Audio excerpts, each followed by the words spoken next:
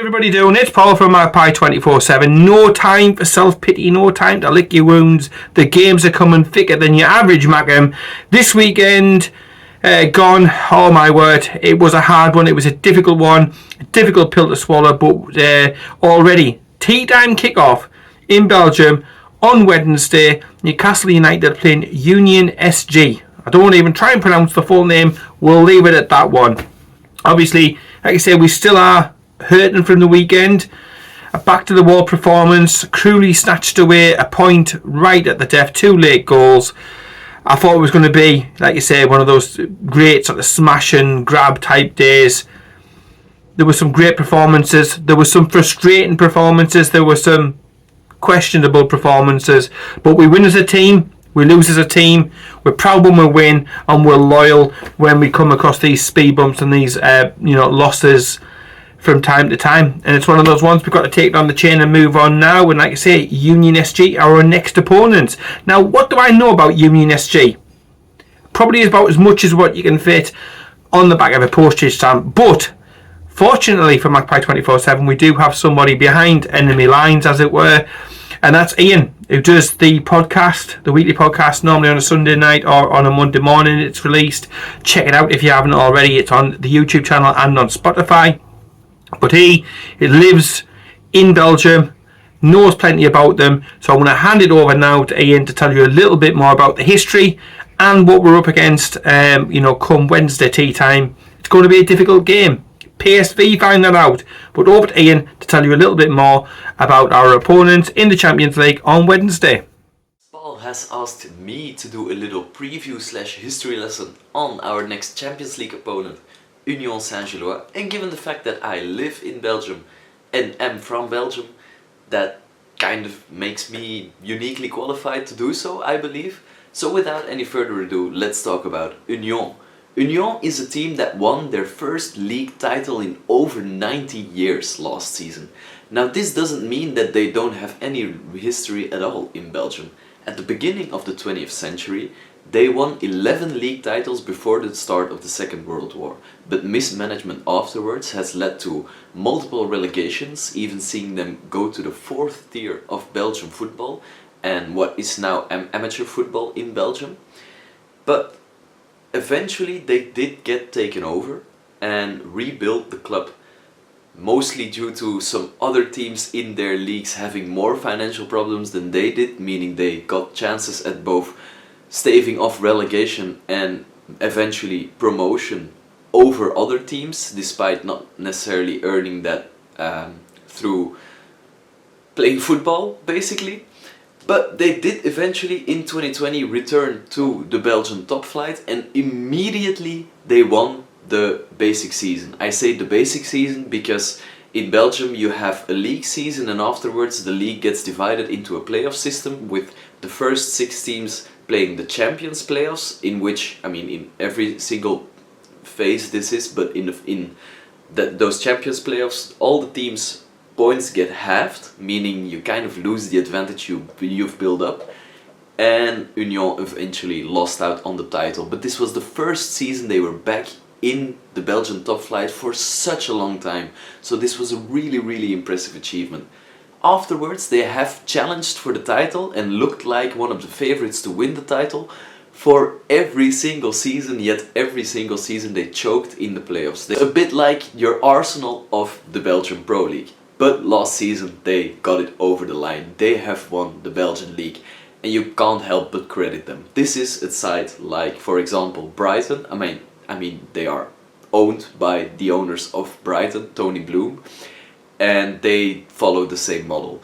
Ever since getting promoted to the first division, they have consistently sold big strikers to big teams for a lot of money. Think of Dennis Undav, Amoura, Boniface. These are all players you probably have heard of since. They have all come through Union.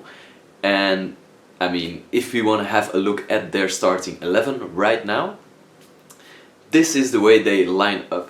One of their strengths at this moment in time is more so their depth and their physicality, other than the names they had in previous seasons. this is a really strong, defensively rigid team. So one thing we will have to avoid is to go behind in this game, because that's going to absolutely suck. They are going to run relentlessly for 90 minutes.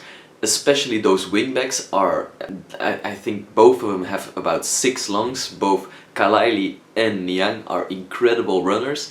The centre backs are real warriors.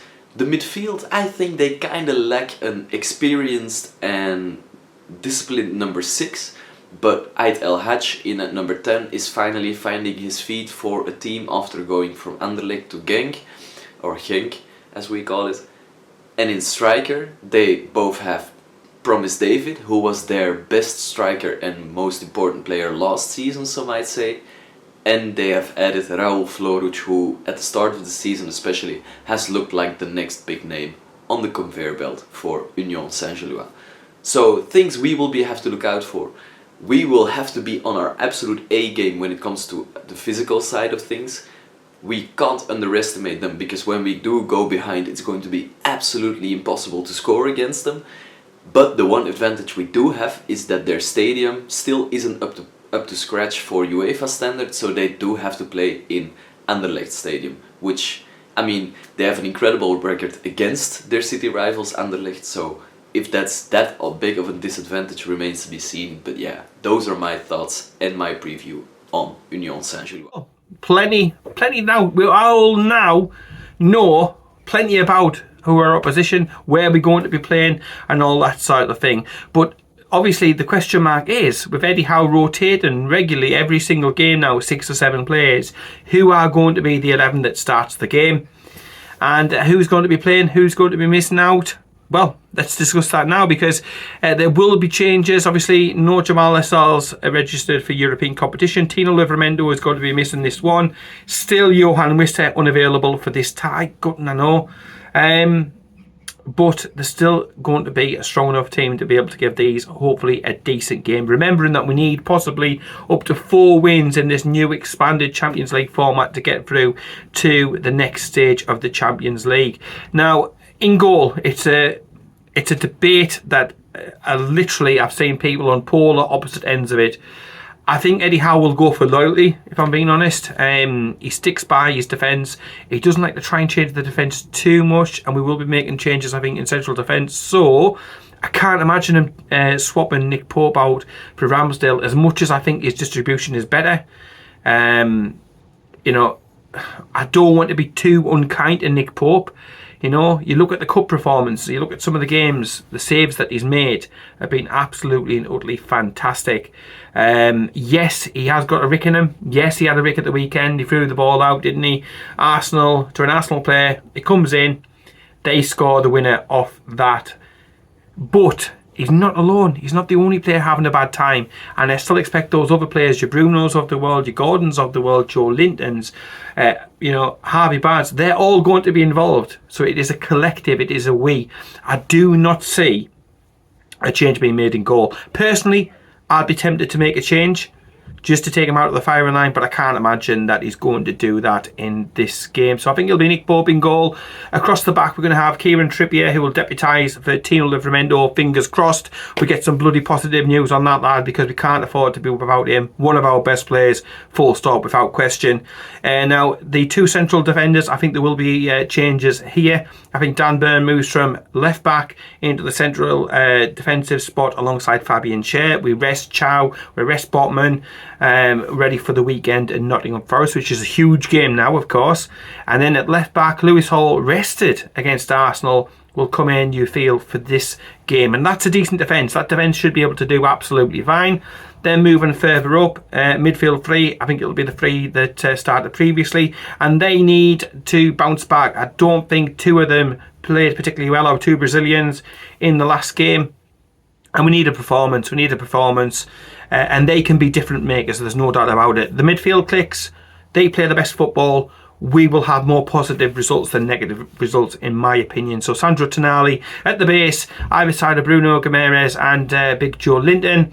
And then either side of him, again, I think there will be changes in this area, rotation. Nothing to do with form or anything else like that. Harvey Barnes will come in on the left-hand side. And again, he needs a game. He needs a performance. When was the last time that he produced one of those? Answers on a postcard or in the comments down below, please, on that one. So Harvey Barnes one side, Anthony Elanga on the other. And that is because I believe that Gordon will lead the line up top. You've got a square peg in a round hole, but that is where we're at the moment. So Gordon up top. I think Valdemada will be on the bench, rested, saved with the weekend and 3 points against Nottingham Forest at St James's Park on Sunday. So Valdemada will be on the bench. I think we'll see Miley in this game. I think we'll see Joe Willock in this game, because I don't think the midfield three will see the game out. So there will be changes and possibly a change of shape during the game. I think we lose it. If we're winning, hopefully, touch wood, if we're winning in the game, we drop a midfielder, we put an extra defender on, we go 3 at the back, we play wing backs, we have 2 in midfield, which will then probably be Willock and Miley in the second half at some point.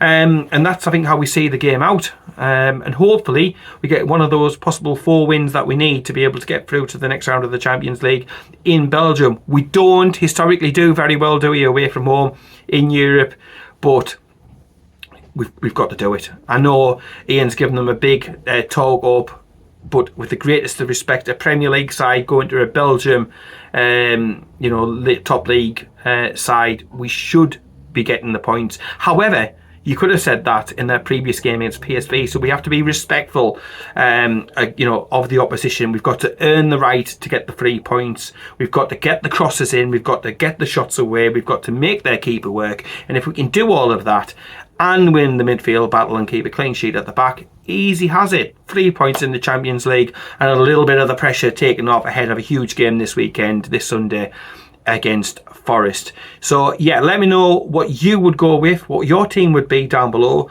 Do you agree with me? That's probably the team that Eddie Howe was going to go with. That's what I've sort of tried to pick there.